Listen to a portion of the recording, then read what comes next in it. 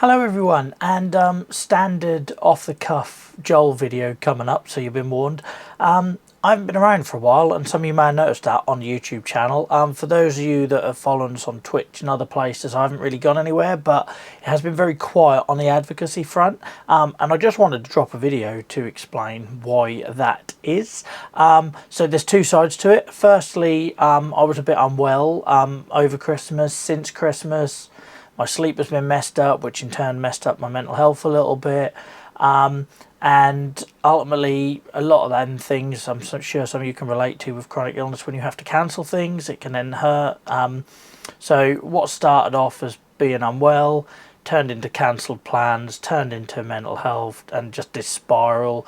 So I'm back, I'm doing well, got the help I needed, saw the signs, didn't need to wait for somebody else to spot the red flags, which is good. So it shows you the importance there of educating yourself and doing all the right things to prioritise your mental health. So I took some time out from the advocacy to basically focus on me, because there's so many of you keep telling me if I don't look after myself, I can't look after other people. So thank you for all your support on that over the years. And secondly, yeah, I've got lots of stuff coming up. I'm going to be, this time next week, I will be, well, almost landed in Rwanda. I'm going to Kigali. I've been invited as a person with a non-communicable disease to attend the NCD Alliance's Global Forum, which is an amazing thing. Normally when I go to events, I go because somebody's asked me to do a project, or somebody's asked me to record a podcast, or somebody's asked me to talk there. I very rarely get invited as an independent, as a person with lived experience and with a condition, to attend and be a patient voice. It's amazing. I haven't got to do a load of work when I'm out there. My time is my own. How I represent the patient community and feed it back to you guys is completely up to me. It's an amazing privilege. It's a very sort of like exclusive event. It really isn't. It's kind of like an invitation only sort of thing. It's not one of these ones where you can buy a ticket and turn up. So I'm very fortunate. I've never been to Africa before, so I'm a little bit anxious, and combined with the stuff that I opened this video with, has been planning into that. And I'd be lying if I said I haven't done a video sooner about it, because frankly I was worried I was going to cancel or I wasn't going to turn up. And I think it's really important that we're honest with that stuff.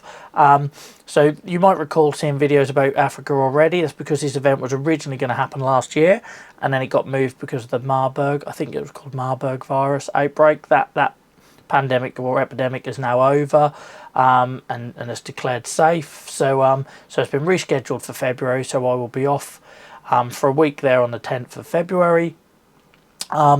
And if you're watching this and that date has already come and gone, check out the channel, because I'm going to be doing lots of stuff while I'm out there. I plan to do some YouTube vertical live streams, so you guys can ask me questions and I can try and feed back what I'm seeing at the conference, because ultimately I do it to represent you guys. I realise I'm very fortunate in terms of having a seat at the table at these things, so it's really important to me that I capture your priorities and I feed back to you what I'm seeing and what's coming along the line and what's going on from a leadership point of view, because this whole conference is around health leadership. I'm going to be taking my microphone and record. I'm hoping I can get a few people to sit down with me and record some podcast stuff, which, if I'm being honest, I'm going to be exhausted by the time I get there, let alone at the end of a week in conference hall.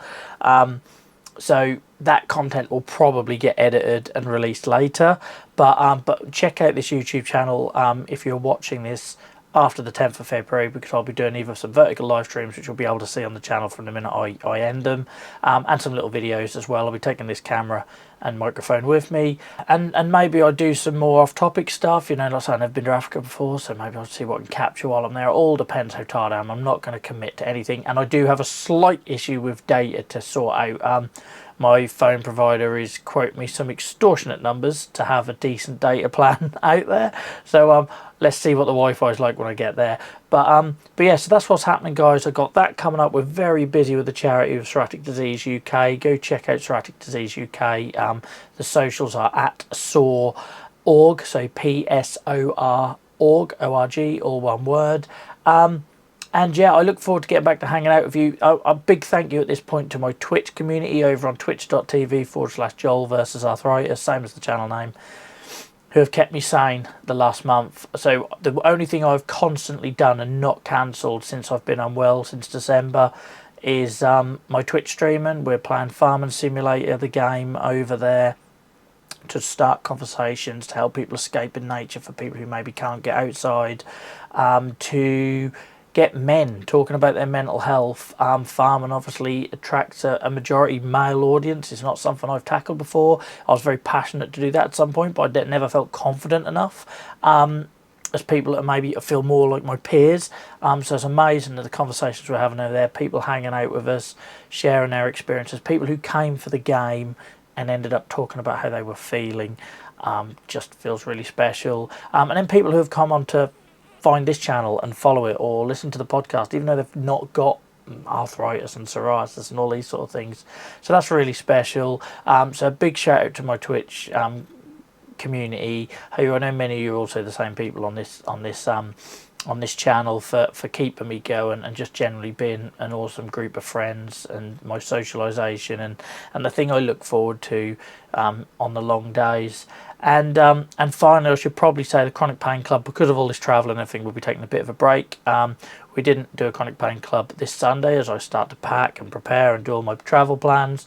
And next weekend, the 8th and the 9th, I think it is off the top of my head, of February, I just want to be with my family. You know, I suffer a lot, not just physically, I suffer emotionally when I leave my family behind to do these things.